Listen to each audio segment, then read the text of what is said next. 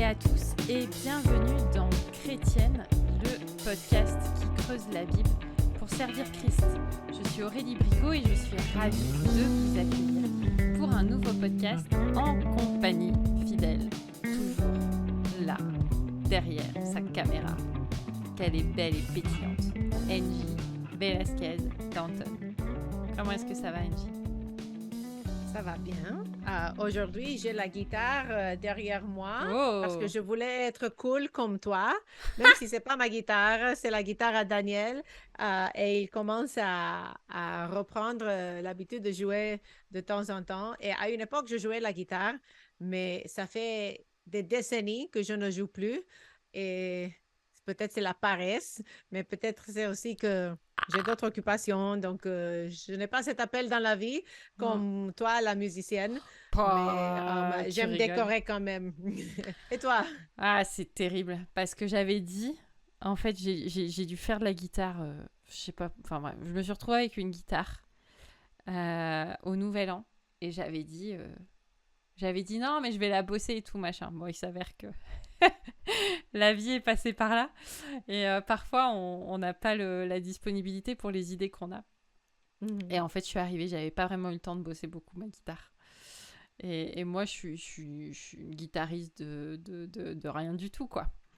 Et alors, c'était très, très drôle, parce que du coup, au bout d'un moment, bref, on m'a dit « Ah, mais tu connais pas les accords worship ?» Et là, j'ai fait « Hein ?»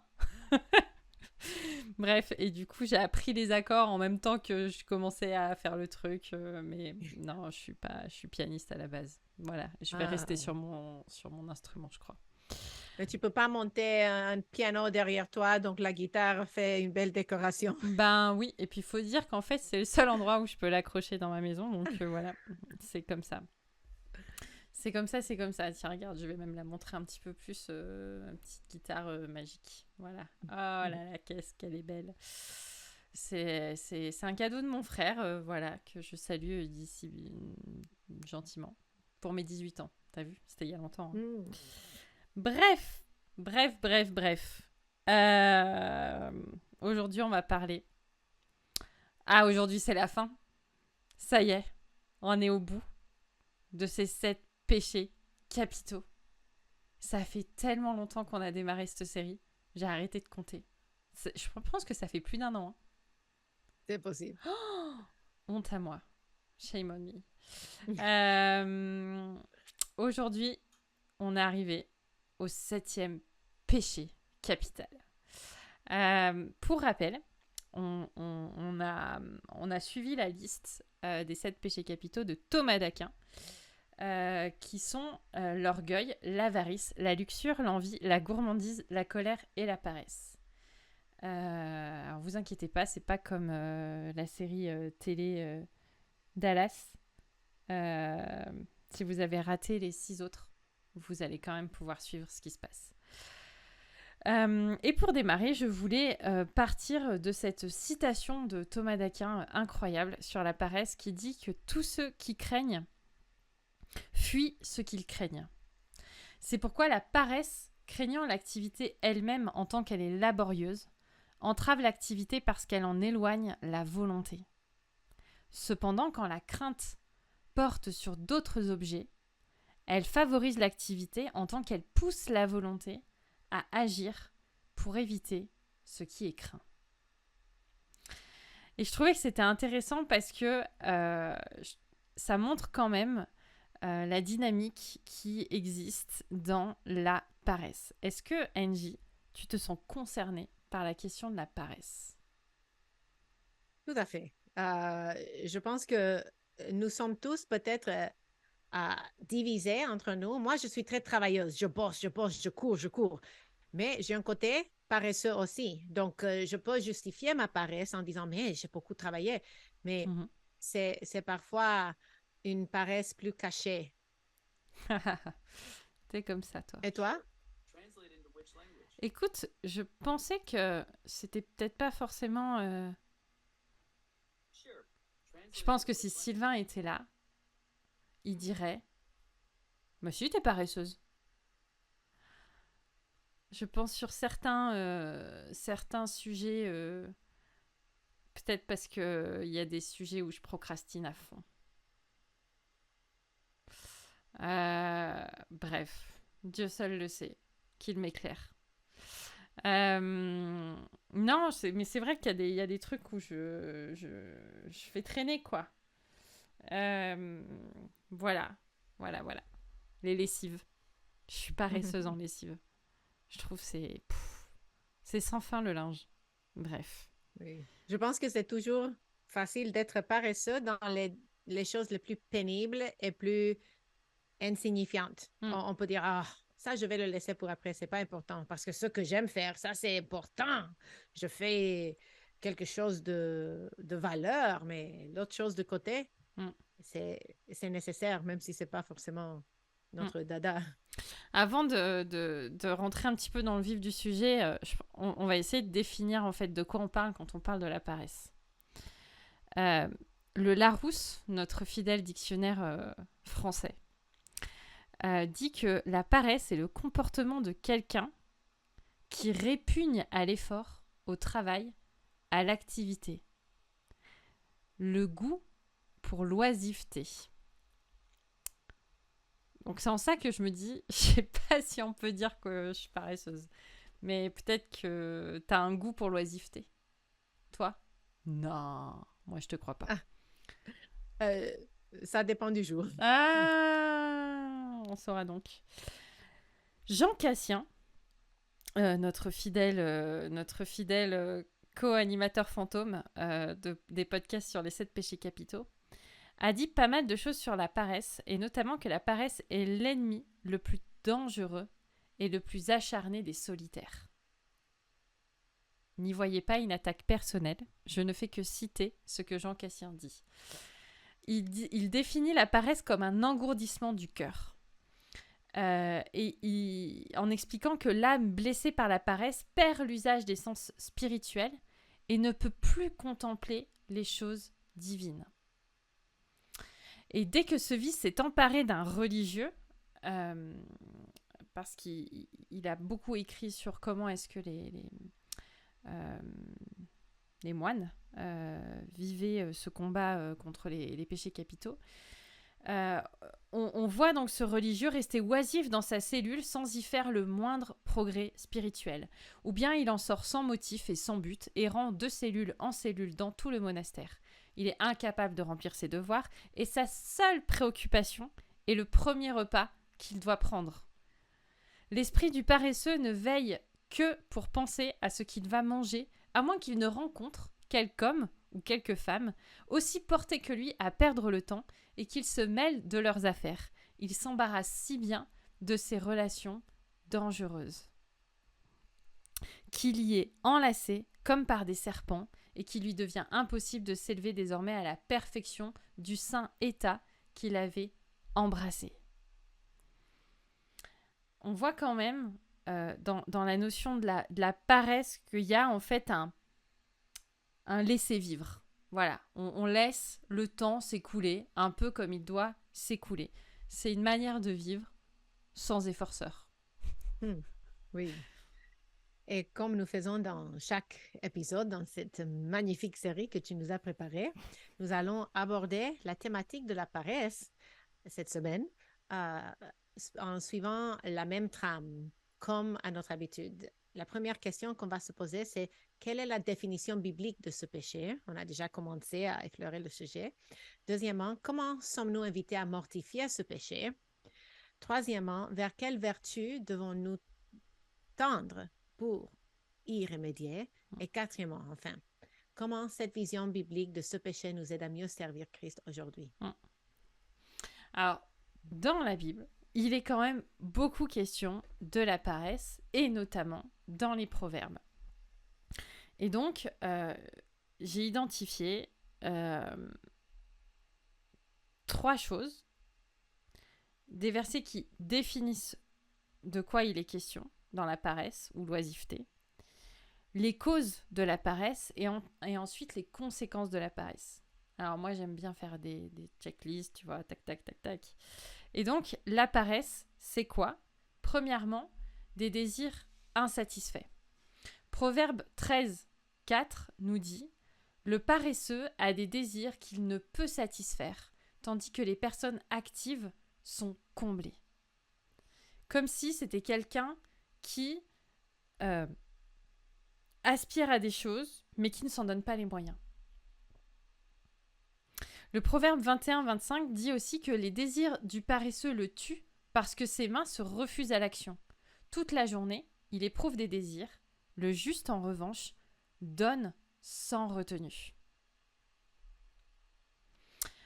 Ensuite, on pourrait voir un autre aspect de la paresse qui est une négligence des biens que l'on possède. Proverbe 24-30 dit « Je suis passé près du champ d'un paresseux, près de la vigne d'un homme dépourvu de bon sens. Les épines y poussaient partout, les ronces couvraient le sol et son mur de pierre était écroulé. » Je ne sais pas si vous avez ça, mais par chez nous, à la campagne, on a parfois ce genre d'endroit où tu passes et tu vois que la maison, elle est encombrée et ça commence déjà au portail.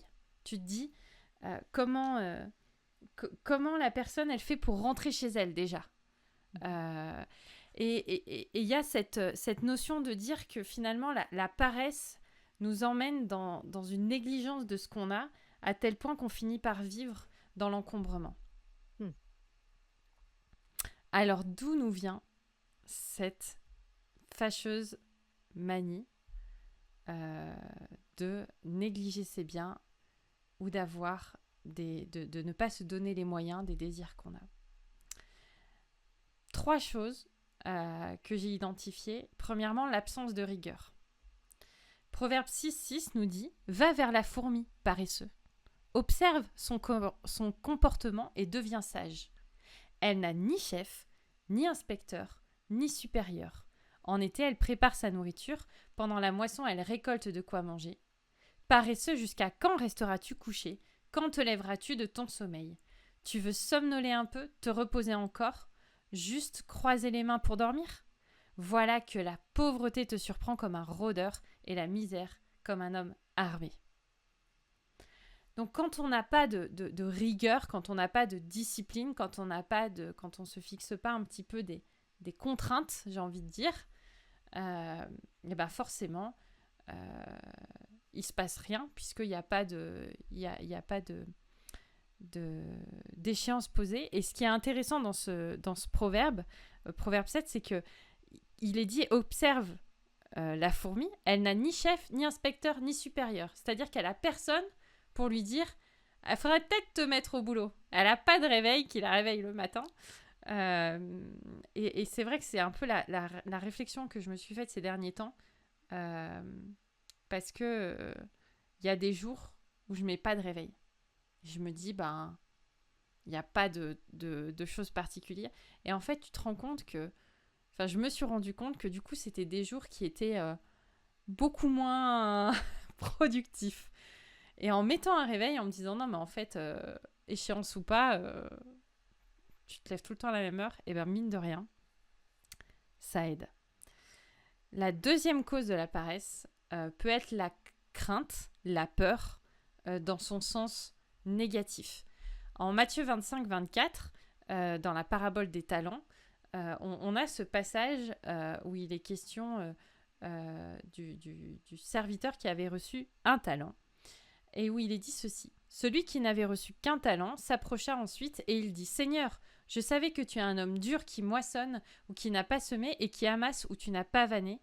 J'ai eu peur, je suis allé cacher ton talent dans la terre. Voici, prends ce qui est à toi. » Son maître lui répondit « Serviteur méchant et paresseux, tu savais que je moissonne où je n'ai pas semé ou que j'amasse où je n'ai pas vanné. » Serviteur méchant et paresseux. Et en fait, il y a vraiment cette notion, et ça rejoint un petit peu la citation plus haut de Thomas d'Aquin, où finalement, la crainte de l'Éternel que les autres serviteurs ont eu, les ont poussés à faire fructifier, à se mettre en activité et à faire des efforts pour plaire à leur maître quand il allait revenir. Mais la peur du serviteur méchant et paresseux qui ne connaît pas son maître a fait que Eh ben, il s'est dit, je vais le planquer, c'est plus facile, je me la coule douce, j'attends qu'il revienne, et puis après, je lui rends ce que je lui devais. Troisième cause de la paresse, c'est le choix de la facilité. Proverbe 20:4 nous dit, à cause du froid, le paresseux ne laboure pas. À la moisson, il voudrait récolter, mais il n'a rien. Bien sûr malgré le froid, labourer, c'est beaucoup plus compliqué. Mais la solution de facilité nous pousse à l'inactivité. Et ensuite, les conséquences de la paresse. Deux choses, l'orgueil. En Proverbe 26:16 nous dit, le paresseux se croit plus sage que cet homme qui répond avec discernement. Et la misère, Ecclésiaste 10:18, qui nous dit, quand les mains sont paresseuses, le toit s'effondre. Quand elles sont négligentes, la maison a des gouttières. C'est clair. C'est clair. La Bible en parle de façon assez directe. Pouvons-nous affirmer que la paresse est un péché? La question est évidente, oui. La paresse nous rend inaptes au service de Dieu et elle pollue notre cœur. Même si la paresse a été considérée comme un péché capital, il ne faut pas oublier que tout un courant spirituel, celui du quiétisme et de façon plus générale de la mystique, a considéré la passivité et la quiétude comme les formules les plus pures de la confiance en Dieu. On dit en anglais « let go and let God ». Laissez aller et laissez Dieu tout faire. Et un pasteur a dit un jour à d'autres pasteurs, il y a deux pièges pour les serviteurs de Dieu, la paresse et l'activisme. Et je ne sais pas dans lequel des deux est plus grave, mais les deux sont graves. Et pourquoi faut-il mortifier ce péché? Les héros de la foi n'étaient pas des hommes et des femmes paresseux. Paul travaillait fort, même quand il n'était pas obligé de le faire. 2 Thessaloniciens 3:8-12 dit, « Nous n'avons mangé gratuitement le pain de personne, mais dans le travail, dans la peine, nous avons été nuit et jour à l'œuvre pour n'être à charge à aucun de vous. Ce n'est pas que nous vous en eussions le droit, mais nous avons voulu vous donner en vous-même un modèle à imiter. Car lorsque nous étions chez vous, nous vous disions expressément, si quelqu'un ne veut pas travailler, qu'il ne mange pas non plus. Nous apprenons cependant qu'il y a parmi vous quelques-uns qui vivent dans le désordre, qui ne travaillent pas, mais qui s'occupent de futilités. Nous évitons ces gens-là et nous les exhortons, par le Seigneur Jésus-Christ, à manger leur propre pain en travaillant paisiblement. Jésus n'est pas un modèle de paresse, au contraire, mais de zèle, de prière, de veille, de visite, de voyage, d'enseignement. Alors, comment, concrètement, est-ce qu'on peut mortifier ce péché?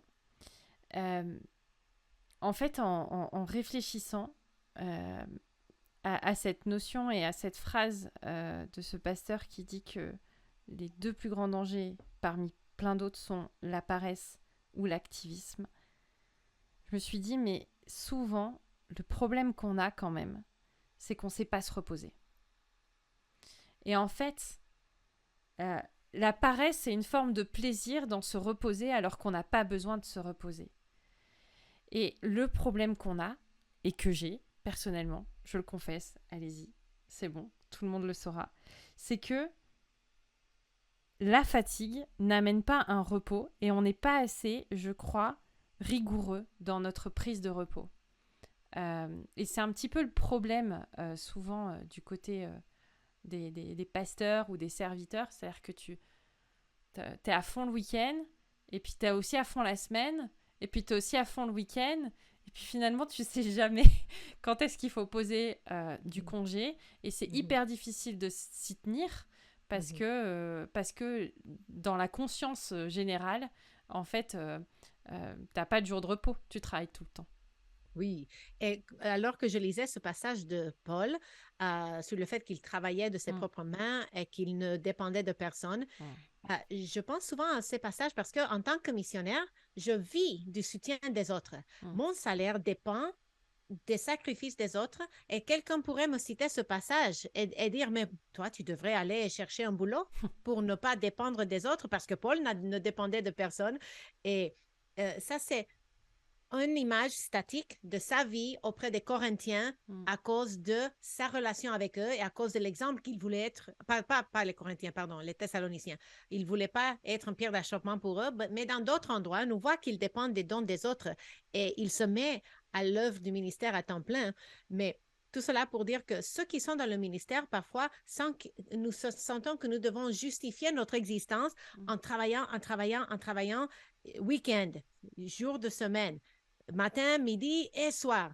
Et il est aussi important pour nous de trouver notre repos en Christ. Et nous avons déjà parlé du fait que nous voulons faire un épisode sur le repos Mm. parce que tu fais bien de souligner que la paresse et le repos ne sont pas des synonymes. Mm. Ils sont des antonymes dans un certain sens. Mm. Ils ne se marient pas bien. Exactement. Le repos n'est pas un péché. C'est quelque chose de nécessaire et c'est même quelque chose que Dieu, dans sa grâce, nous a donné. Alors que la paresse n'est pas une forme de repos, c'est une fuite de l'activité. Sur 7 jours que nous vivons, Dieu nous en donne 6 pour travailler et 1 pour se reposer.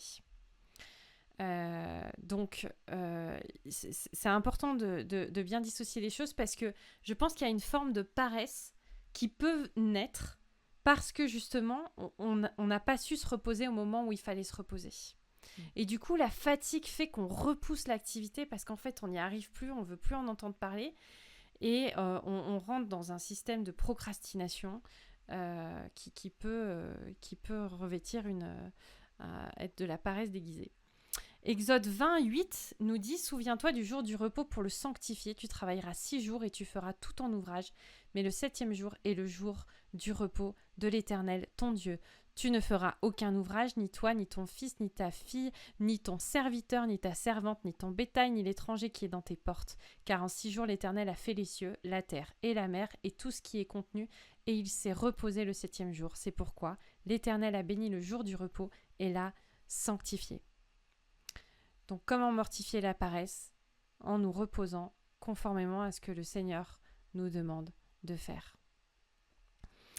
Ensuite, deuxième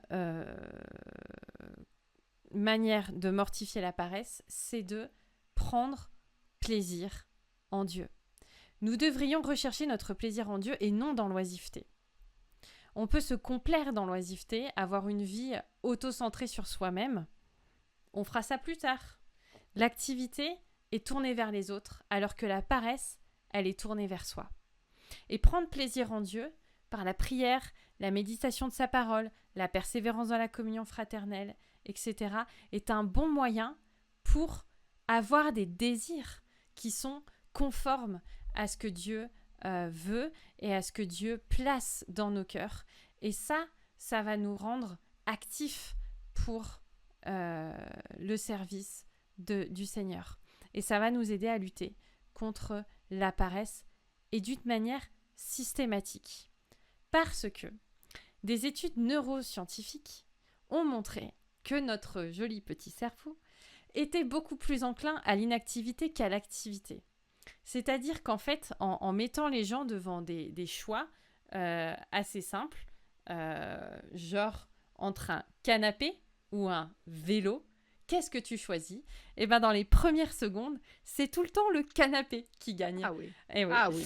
Et en fait, il y a des choses comme ça où finalement, notre cerveau va de base choisir l'inactivité. Mmh. Et en fait, c'est quelque chose qu'on peut aussi remarquer dans nos réflexes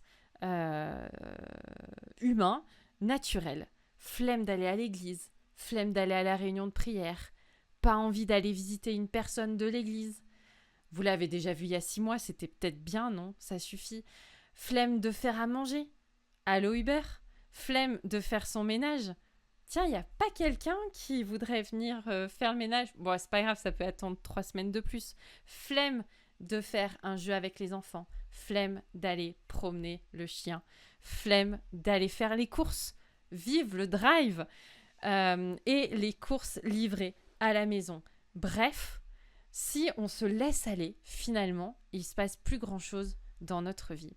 Et nous avons besoin de nous dire en nous-mêmes si, vas-y, lève-toi, mets-toi en action et vis.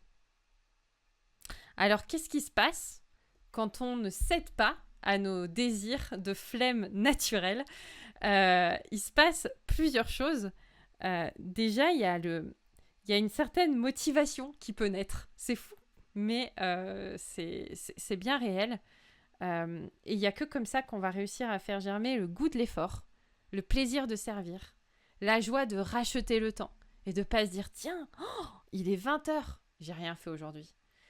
La fierté d'accomplir ce que Dieu attend de nous, la satisfaction du travail accompli, bref, plein de choses sensationnelles.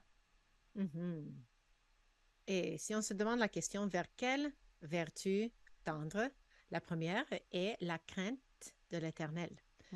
Reconnaître que Dieu est Dieu, qu'il est le Seigneur de tout, et chercher à aimer ce qu'il aime et à détester ce qu'il déteste.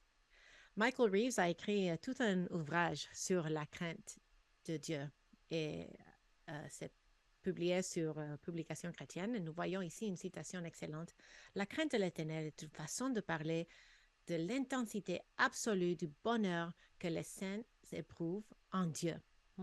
En d'autres termes, le thème biblique de la crainte de Dieu nous aide à comprendre quelle sorte de joie convient le mieux aux croyants. Notre désir pour Dieu et le plaisir que nous trouvons en lui ne sont pas censés être tièdes. Puisque notre amour pour Dieu est un amour tremblant et émerveillé, notre joie en Dieu, dans sa forme la plus pure, est une joie tremblante et émerveillée. Oui, une joie remplie de crainte. Car l'objet de notre joie est extrêmement et terriblement merveilleux. Nous sommes faits pour nous réjouir et trembler devant Dieu, pour l'aimer et prendre plaisir en lui, avec l'intensité qui convient. Donc, la deuxième stratégie, c'est la rigueur. Se fixer des objectifs accessibles. Je pense au SMART, il y a les 5 différentes façons de décrire les objectifs. Mais en tout cas, on doit se donner des objectifs accessibles et se mettre quelques règles. Je vais au sport même si je ne suis pas trop motivée.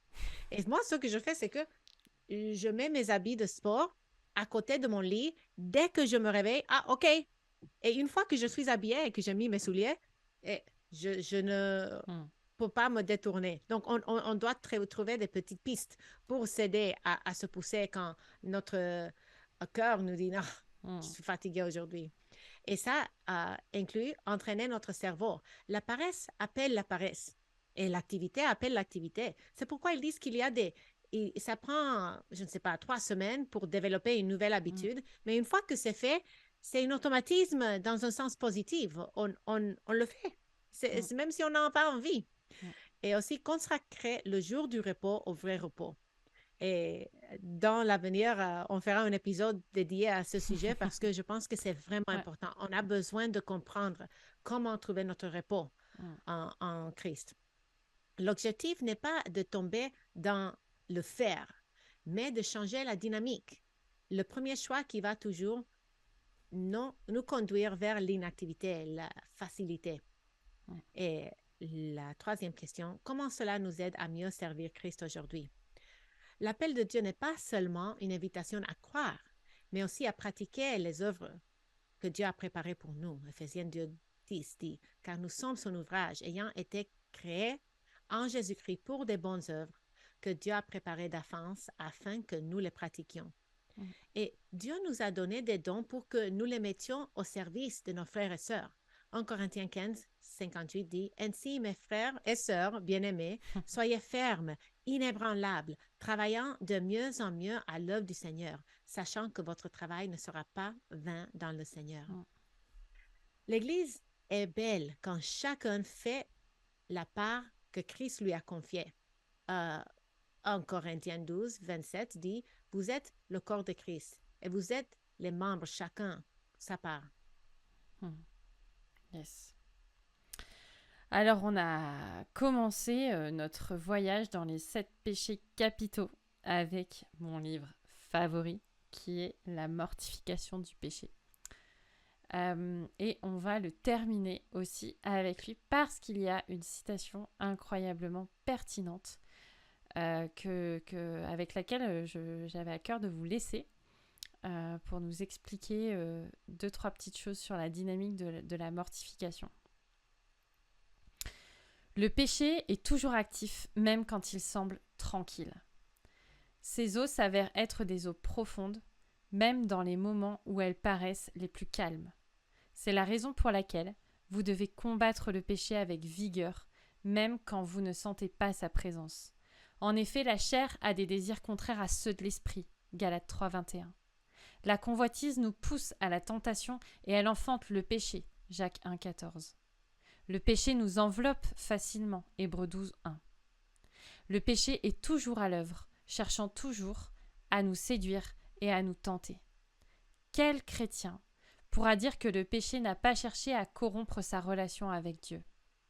Cette lutte se poursuivra jusqu'à la fin, et si vous vous relâchez dans ce rude combat, vous risquez de sérieux ennuis.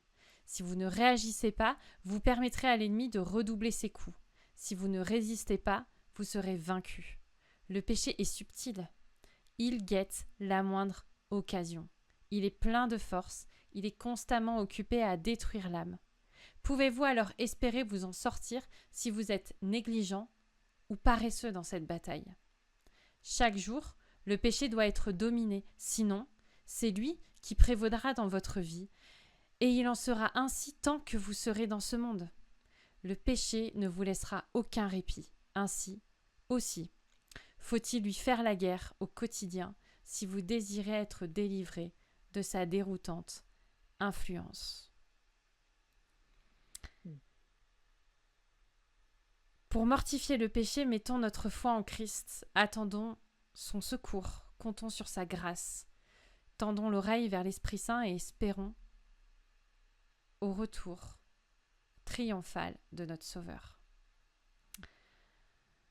Je termine cette série vraiment dans la reconnaissance et j'espère qu'on n'a pas abordé d'un côté trop légaliste. La lutte contre le péché nécessite de la rigueur, nécessite d'être éveillé, mais la grâce de Dieu est là. Et il ne faut pas l'oublier. Donc restons sur cet aspect positif et encourageant qui nous aide à tenir bon pour la suite. Et même si on clôt les 7 péchés capitaux, on va quand même parler d'autres péchés qui ne sont pas dans la liste de Thomas d'Aquin, mais ça nous démange de les aborder quand même. Oui, et pour souligner le point que tu viens de donner, je pense au fait que dans les formations que j'ai reçues et puis dans les formations que je donne aux femmes dans l'enseignement textuel, je